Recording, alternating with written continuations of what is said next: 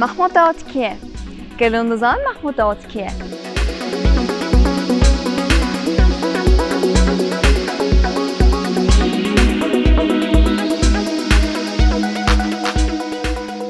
گلون دزان چی کریه؟ همش ورا بیجن.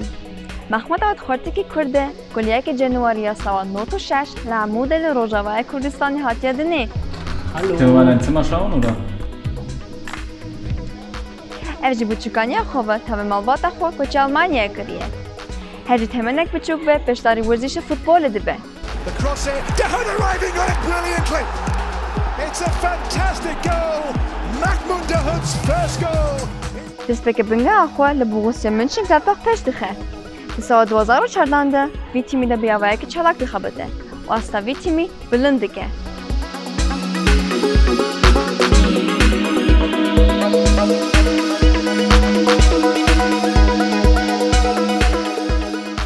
دوری پشتی گونه و دنگه به بلاو دبه. بکروبا بوغوسیا دورتموند را پیمانک امضا دکه و یک بریوانی نوین دی وی تیمی ده دخه بده.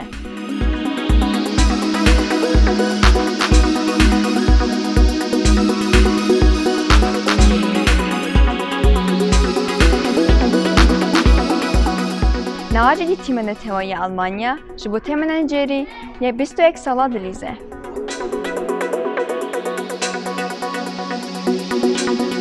محمود بیجه از کردم و شان از به کرد بودن خودکم.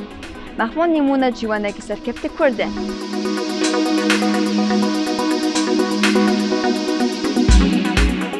بنرن هجا جبوان بردوام بن مم بجرینن بشوپینن و ابونه بگن.